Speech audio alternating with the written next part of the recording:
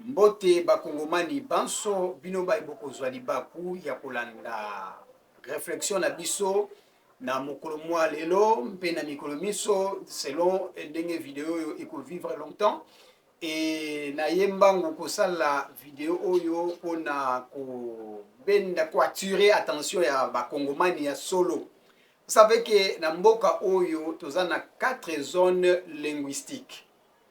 Parmi 4 zones linguistiques, tozali na zone linguistique swahiliphone, bandeko na biso ya oyo balobaka swahili, toza na zone linguistique chiluba, toza na zone linguistique lingala, et puis tozali na kikongo.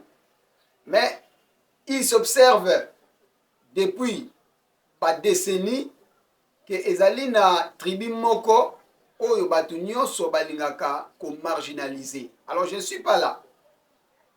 Soki mabe ezali okaka tala oyo. Tala oyo.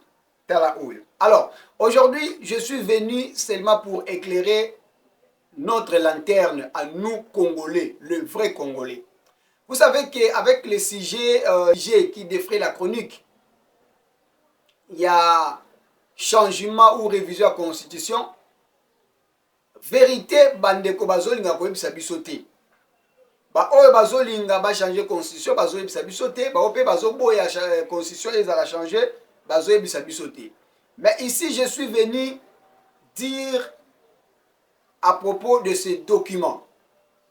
Ce document ici, bandeko nyonso bazalaki na Matadi le 17, si je ne me trompe pas, octobre 23 pardon. Le 17 octobre 2023, bayebi nini na lingina lobela. Bayebi loko nini nga na lingina lobela. Document oyo babengi yango manifeste de Kisangani. Eza document oyo mwana mboka Martin Fayulu ndenge bozomona awa azokanga maboko ya chemise na ye, azoplier yango. Ezali document oyo Martin Fayulu abondisaki biso lors ya campagne électorale il y a 2023. Dans ces documents, mwana mboka Martin Fayulu alingaki ayebisa biso nini. Azali ko réfléchir pour bâtir un Congo libre, fort, digne et prospère. Na kati ya document oyo. Tout journaliste qui était lors de ce point de presse na Matadi précisément parce que ayaki na Congo central maintenant na zone ya Matadi azali na document oyo Martin Fayulu apesaka biso po ete toyeba penser na ye toyeba comment projet ya société na ye ezali pona Congo une fois akomi eli. Alors ntango nazo fete yango nazo tanga yango nazo koma na place moko oyo ndeko Martin Fayulu abombeli ba Congolais vérité. Nazo kende place moko oyo ndeko Martin Fayulu abombeli ba Congomani vérité. Des grandes réformes. Ezali na page 19. Awa na sawa page 19. Na page 19 alobeli des grandes réformes. Oyo ya akokaki ko mettre en place une fois élu président de la République démocratique du Congo na élection il y a 2023. Parmi les réformes, na une deuxième point, il y a deux grandes réformes. Na réforme na ye ya mibale alobi boy. Parce que réforme à liboso alobaki élargissement de l'espace budgétaire de l'État. Wana tokipe ya moti. Mais la deuxième réforme constitutionnelle à lobby boy. Martin Fayulu dit ceci. Une fois élu président de la République, il va réexaminer ou il va initier le réexamen de la révision constitutionnelle de janvier 2011, en ce compris le rétablissement par le Parlement du deuxième tour de l'élection présidentielle. Ancien article 71. Na limbola. Moi, Mboka Martin Fayulu a koyebisa biso nini. Une fois qu'il a commis président de la République, il va faire en sorte que nous puissions retourner au deuxième tour de l'élection présidentielle. Martin Fayulu souhaitait revoir la constitution de janvier 2011, qui avait supprimé les seconds tours de l'élection présidentielle. Martin Fayulu disait, une fois élu président de la République, il va initier, il va dire au Parlement, Ndenge Kabila Salaki Tango Batouchaki article 71. Nazo tanga constitution parce que bandeko na biso mingi ya Congo baza na constitution, ngana za constitution oya kala avant ba réviser yango. Nake otanga article 71 pona boye ba yango malamu qui disait ceci. Article 71 ya kala o balongolaka. Et le président de la République est élu à la majorité absolue de suffrages exprimés si celle-ci n'est pas obtenue au premier tour du scrutin. Il est précédé dans un délai de 15 jours à un second tour. Voilà, c'est ce que l'article 71 disait. Et dans son alinéa 2, seuls peuvent se présenter au second tour les deux candidats qui ont recueilli le plus grand nombre de suffrages exprimés au premier tour. Wana article 71 Oba supprima sans que le peuple congolais yeba du temps de Joseph Kabila. Maintenant, notre bien-aimé Martin Fayulu nous dira ceci. Une fois qu'il est élu président de la République, là nous étions aux élections de 2023, campagne électorale, document image nous illustré pour le moment que nous étions là. Et Martin Fayulu nous dit ceci. Nous allons retourner au deuxième tour de l'élection présidentielle. Avant 2011, on était à deux tours. Et après 2011, un seul tour. Maintenant, qu'est-ce qui est caché? Martin Fayulu nous dit encore ceci. Une fois élu président de la République, il va appeler le peuple au référendum sur la détention concurrente de la nationalité congolaise avec une autre, à l'exception de celle de 9 pays voisins. Écoutez, ici quand Martin Fayulu a côté le melalelo référendum pour na Tshisekedi azolinga benga peuple na référendum, Martin Fayulu dit niet à kokite parce que azolinga azwa troisième mandat selon Bango, alors que troisième mandat n'existe pas dans la constitution même actuelle. L'article 10 de la constitution nous dit ceci, mes très chers compatriotes. Dispose actuellement que la nationalité congolaise est une et exclusive, ce qui interdit à un Congolais, tout bon Congolais, de posséder simultanément une autre nationalité. Mais maintenant, écoutez Martin Fayulu, une fois élu, nakati ya manifeste ya Kisangani oyo. Alobi boy, une fois aza élu, Martin Fayulu proposera d'organiser un référendum pour que le peuple décide s'il faut autoriser la double nationalité. Mais avec une exception, écoutez bien, avec une exception, la double nationalité ne serait pas autorisée avec celle de 9 pays voisins de la RDC. Donc, Zala na yo na double nationalité, mais ezala kakate na 9 pays voisins na biso. Qu'est-ce que Martin Fayulu caché? Parce que Martin Fayulu savait que les Congolais bazalaka na moi dans contre bandeko wa Rwanda vit comportement du président na bango. Alors ce qui na lobby que bazala na nationalité concurrente na Rwanda bakomona ngai ndeti naza nazo linga iloko moko bo et le contraire. Mais maintenant Martin Fayulu dit ceci. Une fois élu président de la République, il va appeler le peuple au référendum selon manifeste ya Kisangani na ye oyo pour dire oui ou non ce qui tokoki kondima toke na référendum tondima tokoma na double nationalité, c'est-à-dire que oza congolais ozali burkinabé, oza congolais ozali malien, oza congolais oza sénégalais, oza congolais ozali italien, oza congolais oza à part 9 pays voisins. Abombaki nini na kati wana? Parce que soka komaki président de la République anaka appliquer programme na yango. Programme ya Martin Fayulu yangoyo ya élection ya 2023. Programme na yangoyo manifeste de Kisangani. Lelo Martin Fayulu a commis d'honneur des leçons pote aboya batu ba congolais ba réfléchir na référendum oui ou non soki toko changer constitution toté. Martin Fayulu dans son pensée ou ses pensées, dans ses pensées, Martin Fayulu voulait à ce que le peuple congolais puisse aller au référendum pour dire oui ou non si nous pouvons avoir une nationalité concurrente.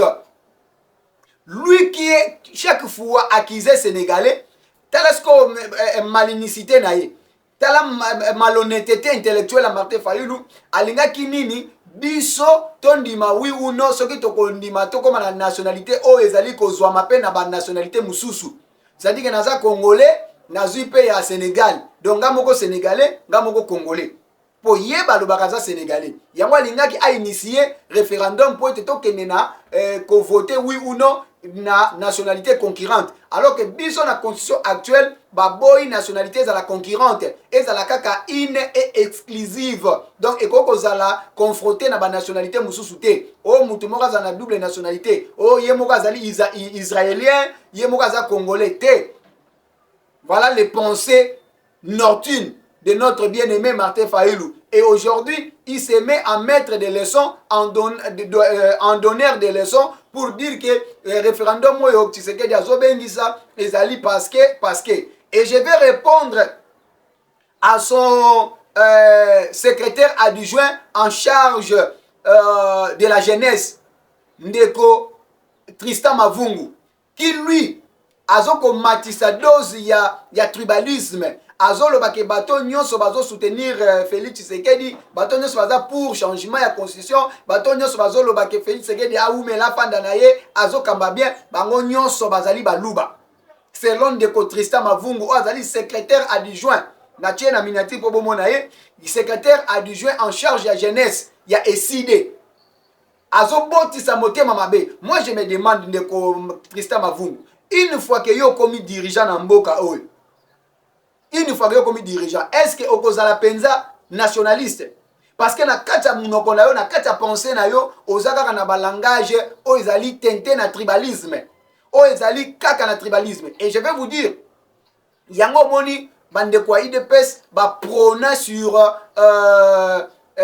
parti na bango ezala parti oyo fédéralisme eza makasi. Yango moni na IDPS ya Matadi batu bakambaka ngo eza baluba te. Na IDPS ya Katanga batu bakambaka ngo eza baluba te. Na IDPS ya Olomami, ya Ituri, ya ba province o ezali baluba te. Ce n'est pas les baluba qui dirigent l'IDPS na niveau ya ba province. Parce que ba pronaka fédéralisme. Lelo yo mwana mboka Tristan Mavungu. Yo lelo so komi président. Est-ce que vous pensez réellement que vous allez diriger le Congo avec votre esprit de tribalisme? Nous sommes un peuple. Yango na bandaki une introduction na ngai kolobake tozali na 4 zones linguistiques. Mututa koko marginaliser muninga, mututa koko mona muninga moins que ye. Biso nyi toza ba kongomani. Lelo langage ezokende na bananga bazolo bakeno bazoko ko boma baswahili. Mais lelo ba généraux belé pe ya espace Kasai bazana kati ya prison Ndolo. Nanya zolo ba le contraire. Lelo pe bandeko mususu ya bangala o bazo muto nyonso azali ko telemela mobeko esengeli mobeko ekutana naye. Mais ndeko na ngai Tristan Mavungu yo oyo zali moto zali jeune oyo azali ko pesa penser ya lobby azala dirigeant azo refléter le as dirigeant mais na kata monoko na yo ozali na discours teinté vraiment de tribalisme oyo zali ko mona batu ya ngambu mususu ya Congo c'est comme si bazali ba congolais te. Yondo za congolais. Et tu veux nous enseigner ici que Martin Fayulu est mieux placé à koloba non au référendum, koloba non au changement de la constitution, alors que dans ce manifeste de Kisangani, oh yomoko tala image yewana, yemoko yemuto a convoqué la presse. Ndeko nazotanga kombo Tristan Mavungu yewana atelemi pembeni ya Martin Fayulu azalaki ye mutu abengaki na babiso nyonso oyo to kabola pensée ya Martin Fayulu na kati ya manifeste de Kisangani. Alors dis-moi monsieur, si lelo yo komi to décidé azui bokonzi, c'est que vous allez écarter tous les baluba alors que vous oubliez na kati ya C64 nabino, vous avez de Sesanga qui est de la province de mon père. Parce que moi qui vous parle, je suis du côté maman Mukongo et du côté papa Kassayen. Maintenant, Ndeko Trissa Mavungu, toi qui as dans ta bouche le discours teinté de tribalisme, aux Ali Kouloba, ce que le lot qui le lot est décidé à commis na présidence. C64, une fois que vous allez réussir à faire partie de Tshisekedi, est-ce que yo pense au Koko soit poste? Parce que aux on a tribalisme, il y a makasi na kata makila na yo. Aux ali un tribal de mauvais goût. Un tribaliste de mauvais goût. Un jeune mais qui a des pensées comme un père, un vieux père. Ndenge tobanda koyoka kene mwandanse me disait ce qui a commis le gouverneur, il va faire partir tous les Noba Congo. Et ce sont des idées que toi tu as. Parce que nous avons un jeune, mais on a prôné tribalisme. Ce que jeunesse biso tozolinga to kambambo kalobi. Et ça jeunesse ezali trempé dans le tribalisme. Moi je pense que nous devons laisser aux Congolais le choix de dire oui ou non au changement de la constitution. Parce que Martin Fayulu Yemoko, na kata manifeste de Kisangani awa, azalaki na idée ya kobenga peuple na référendum pour surtout na nationalité. Yo ke sika piège ngaka tshela biso. Donc ton ndima kozala na nationalité mibale, na koki kozwa ya France, na koki kozwa ya Europe, et ya plutôt ya Belgique, na koki kozwa ya Russie, na koki kozwa ya Amérique, mais naza pe lisusu congolais. Na cause appelle à Sénégal parce que yemoko balobaka za sénégalais yango alingaki tozala na double nationalité pour que toyebana kozala et puis na double nationalité wana excepté les 9 pays voisins. Donc 9 pays voisins tokozwa nationalité na bango te po baza ba voisins na biso mais ba o nyonso batikali tokozwa nationalité. C'est ce qu'on appelle par malhonnêteté intellectuelle Yandeko Martin Fayulu. Oh le loiseau comme donneur des leçons pour Nabima Nanzela et puis a lancé un message que le 8 juillet à Kobimisa lisusu ba Kongomani bakende jusqu'au point de chute na bango mais palais de la nation. Ndeko na ngai papa na ngai yaya na ngai totika kobomisa bana batu yo moko Ndeko Martin Fayulu awa na manifeste ya Kisangani on a point na page 19 olobaki na biso une fois que comme président de la République okobenga biso na référendum ce que lelo Tshisekedi alinga benga biso na référendum yo zobo ya pona nini parce que yo moko aussi olobaki okobenga biso na référendum na sujet moko très pertinent j'insiste. Double nationalité, donc concurrence à nationalité na biso na ba nationalité mususu. Donc nazwa deux nationalités, ngai moko sénégalais, ngai moko congolais, ngai moko nani burkinabé, ngai moko congolais. Wana nde tolingi yango te. Soko zaki président ndongo kokisa volonté na yo parce que ça on appelle ça le projet de société de tous les candidats présidents de la République. Yo opesa ki biso yango. Nazwi yango na maboka mutusu te, nazwa ki yango na maboko propre ya Martin Fayulu Madidi, c'était entre le 18 et le 19 octobre 2023 à Matadi précisément na hôtel ya Mama Nabiso Malonda, Mama Oyo député Oyo Akufa Atika Biso. Mama Malonda, c'est là où j'avais pris ce document ici, au mains propres du candidat président de la République, Martin Fayulu Madidi, qui nous avait remis ça, tous les journalistes qui avaient pris part à ces points de presse. Mais aujourd'hui, Martin Fayulu oublie même ce que lui-même avait prévu pour nous faire voir que non, c'est lui qui veut nous appeler, tu sais qui veut nous appeler au référendum. Il ne fait ça pour son propre bien. Alors, yongo sala mona bien banane. Yongo ko sala référendum pour na tolo ba oui ou non na concurrence à nationalité la biso. Yongo ko sala mona komba banane. Na posa nini? Totika ko sa peuple. Et moi nous les Congolais. Yango moni force ya ba Congolais to perdre yango ya unité. Ya bolingo to zalaki na yango banguna bakoti bakomi kotinda biso to bomana. Imaginez que batu bazo sepela koya kofana na Congo parce que Congo est un pays hospitalier. Mais biso moko ba Congolais tozo bomana en interne. À l'interne tozo bomana. Mais batu mboka mususu bazo sepela koya kofana pas na biso parce que tozali un peuple hospitalier. Mais entre nous tozo bomana. Pona nini ba discours lokola ba Martin Fayulu, ya ba Sesanga, ya ba Kabunda, ya ba Il y a secrétaire général IDPS comme nani Augustin Kabouya. Donc ba discours moko ils ont prôné ata unité ya peuple congolais te yo ba papa ba koko batike la kabiso. To tika comportement wana. To linga Congo na ba congolais banso. Toza moto moko. Risa Mavungu. Document oye biango to biango te. Na page 19 bolobelaki réforme constitutionnelle te et bonge bosala ngo ndenge nini lelo bozotel ba bozo bimala balabala to boy bino bonge bosala ngo ndenge nini eside bonge bosala ngo ndenge nini ndeko Prince Penge eside azalaki na projet ya société na page 19 alobelaki réforme constitutionnelle abenga peuple na référendum anga sala ngo ndenge nini po lelo bozotel melango yanga sala ngo ndenge nini. Nzamba pambola bino to lingana ya solo lokola ba congolais même soki monguna za kati na biso soka kuti bolingo kati na biso akozana makasi te ya kosala eloko mabe. J'ai dit